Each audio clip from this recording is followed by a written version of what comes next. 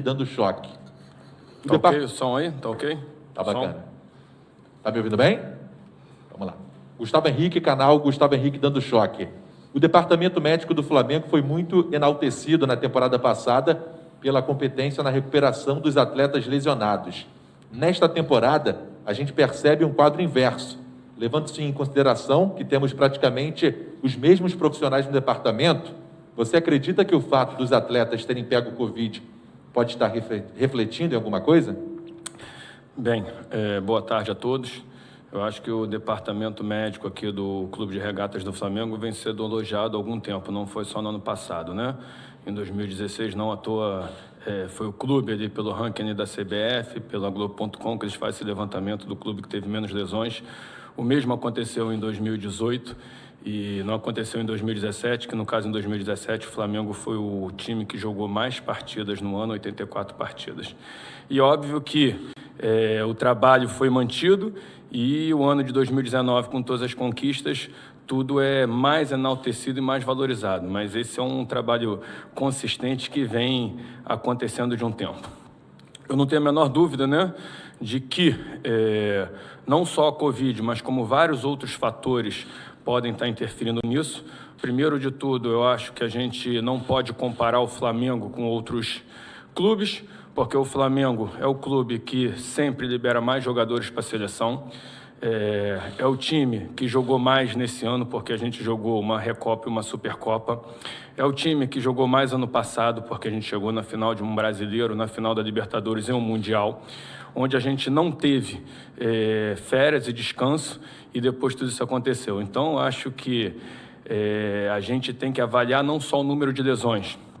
É óbvio que isso é algo que a gente não gosta, não gostaria de estar aqui conversando sobre isso, mas mais do que o número de lesões, vocês têm que avaliar o número de lesões por número de jogos. E quando a gente vê o número de lesão por número de jogos, o Flamengo não é o time que tem mais lesões por número de jogos, exatamente porque a gente foi o time que mais jogou esse ano, né? Então são vários fatores e eu não tenho a menor dúvida que a Covid interfere. A gente sabe que uma das grandes causas de comorbidade, de problemas relacionados à Covid, é um processo inflamatório generalizado e com lesões vasculares, o que dificulta não só a oxigenação, como a recuperação, como gera uma inflamação crônica. É algo novo que a gente está aprendendo a lidar e eu não tenho a menor dúvida de que isso também é um fator pelos jogadores e pela necessidade da gente ter tido que retornar também com esses atletas pós-Covid. E eu acho também que a gente teve um aumento disso e não teve nenhum time que, por exemplo, jogou 4 vezes em uma semana, né? Nós jogamos sábado, terça, quinta e domingo. Então, acho que o Flamengo tem que ser comparado com o Flamengo mesmo, porque nenhum outro time teve um cenário como o do Flamengo para que a gente possa comparar. Rafael Melo, do canal Rafa Melo. Rodrigo Caio vem sofrendo muitas lesões na temporada de 2020. Quais as chances do zagueiro estar apto para atuar na terça-feira?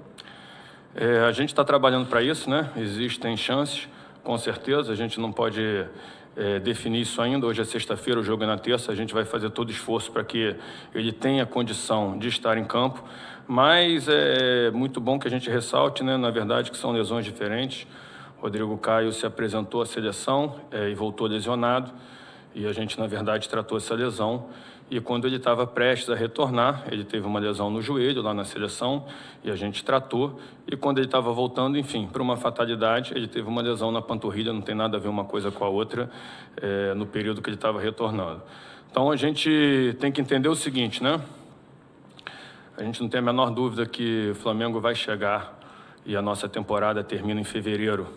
Então acho que, como a gente teve ali alguns problemas iniciais, a gente está tratando da melhor maneira possível para que realmente não se repita e que esses jogadores cheguem bem até o final da temporada, que isso também para a gente é importante. Monique Danello, do Esporte Interativo. Quando o Pedro foi cortado da seleção, eles informaram que era uma lesão leve. A gente viu ele fazendo o trabalho de transição no campo ontem. É possível contar com ele na terça-feira ou ainda teria algum risco? Bem, essa questão da comunicação, da informação é muito importante, né? porque eles notificaram que era uma lesão leve, e eles quem? Porque o Pedro teve uma lesão grau 2, tá? Então, uma lesão que não é leve, no músculo adutor. A gente, com certeza, está trabalhando para que ele esteja apto, para que ele esteja pronto para o jogo de terça-feira. Mas o Pedro não teve uma lesão leve. Eu não sei quem foi que comunicou isso, que não foi através do Flamengo. E até muitas das recuperações eu vejo as pessoas questionando que estão demorando muito além do prazo, mas que a gente nem passou o prazo de recuperação. Então, como é que ele pode estar demorando além de um prazo que nem foi dado por nós? Mas o Pedro teve uma lesão que não foi leve, não, foi uma lesão grau 2. A gente aqui não gosta de dar muito esse tipo ali de prognóstico, mas a gente está trabalhando agora, recuperando com toda a tranquilidade e espero que ele esteja apto para terça-feira. Isabelle Costa, canal Paparazzo Rubro Negro. O Departamento Médico do Flamengo ganhou muito destaque em 2019, com recuperações rápidas, como a do Diego Ribas, e se tornou referência mundial no protocolo da Covid, quando o clube foi procurado pela Conmebol e FIFA. No entanto, agora o departamento vive em outro momento, com muitos jogadores que passaram ou estão no DM.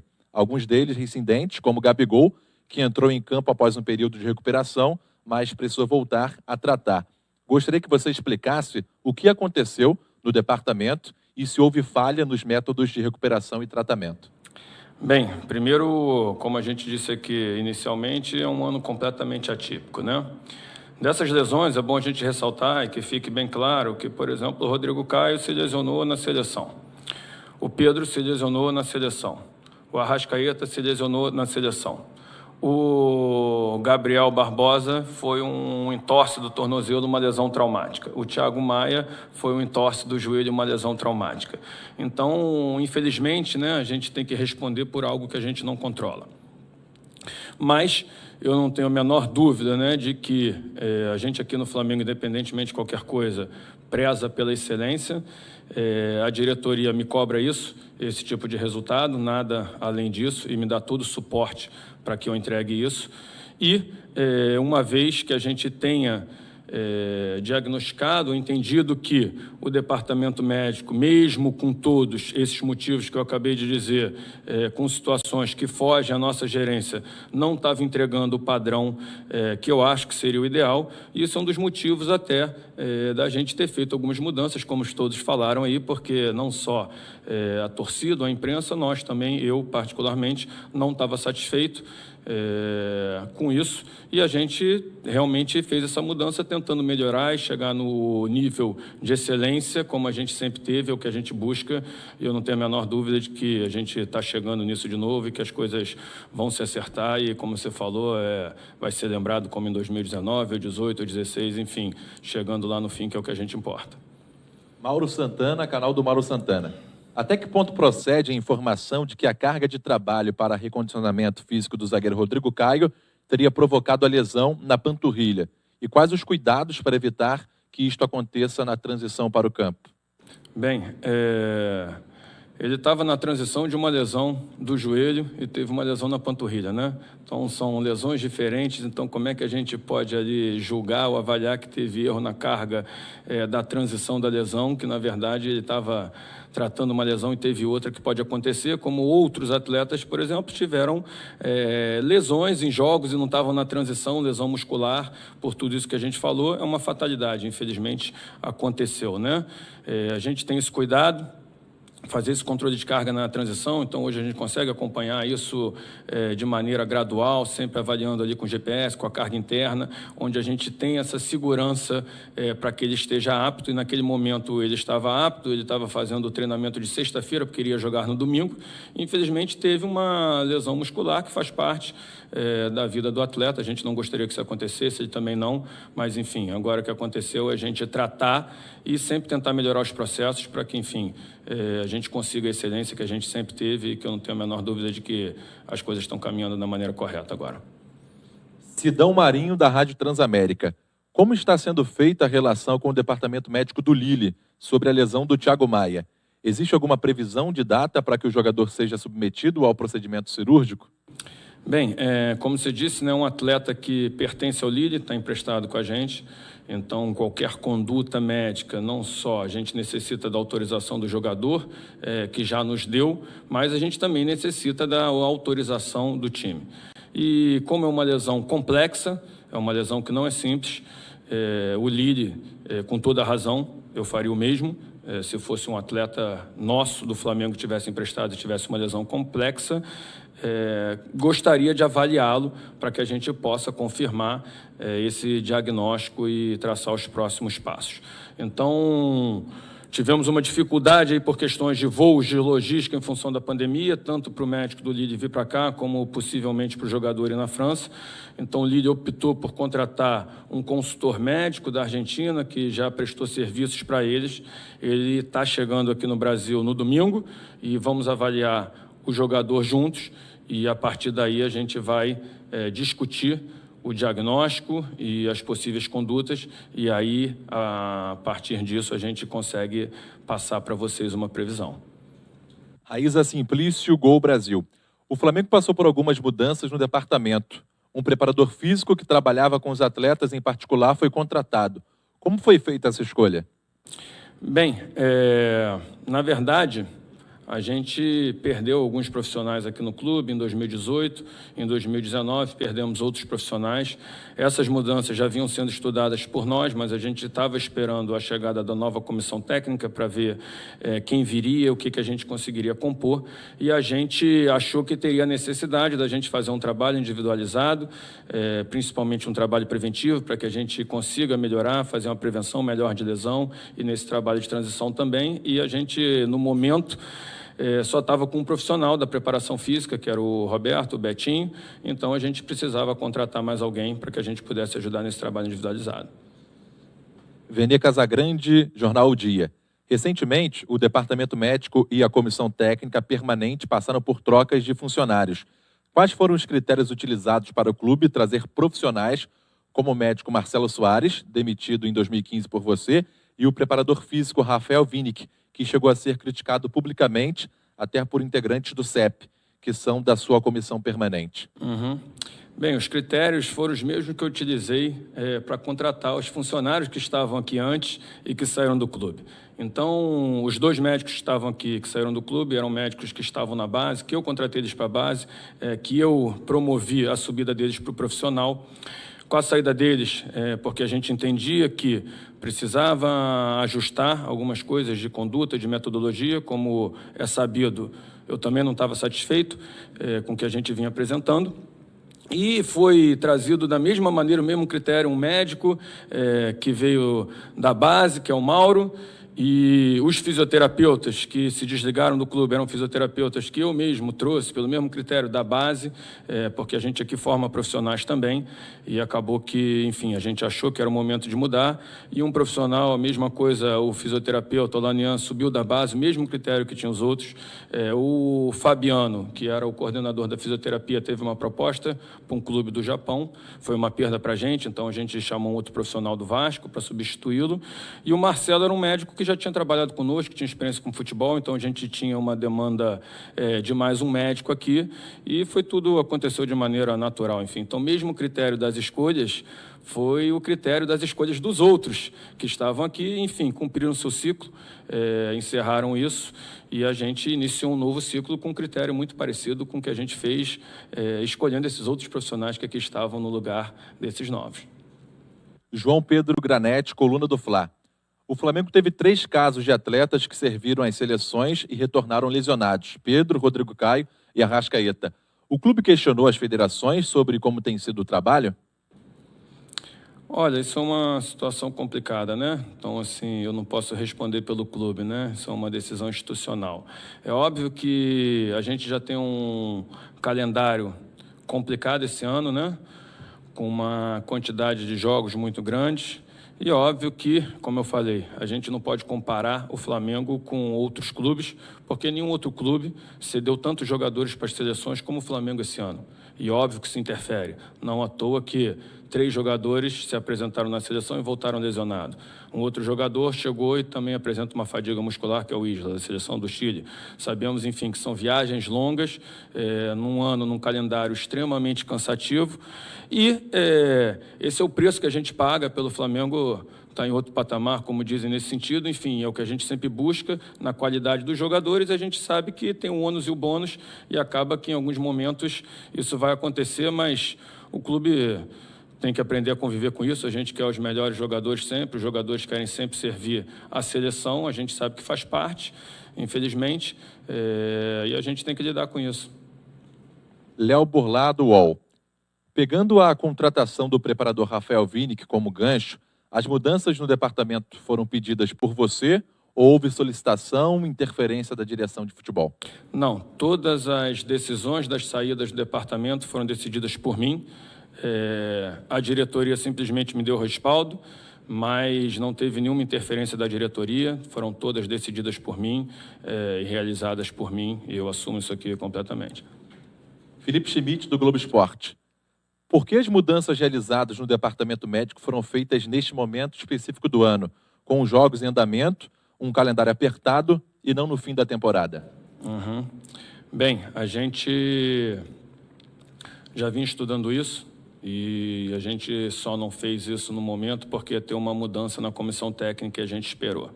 E óbvio que existia essa possibilidade, né, de realizar isso no fim da temporada, mas, ao mesmo tempo, existia também, talvez, um descontentamento meu com o trabalho que vinha sendo aplicado aqui. Então, acho assim que, por mais que a gente saiba que toda mudança existe um impacto interno negativo, né, que talvez quando você possa levar até o fim do ano, e eu sabia que muitas cobranças viriam em função disso, mas eu acho que naquele momento preferi um fim com dor do que uma dor sem fim, né? Pedro Henrique Torre, ESPN. O Flamengo foi um dos primeiros clubes do Brasil a retomar as atividades durante a pandemia e participou, inclusive, da elaboração do protocolo da CBF para a disputa do Brasileiro. Mas o departamento de futebol viveu um surto de Covid há cerca de 2 meses, quando houve uma grande delegação em viagem ao Equador.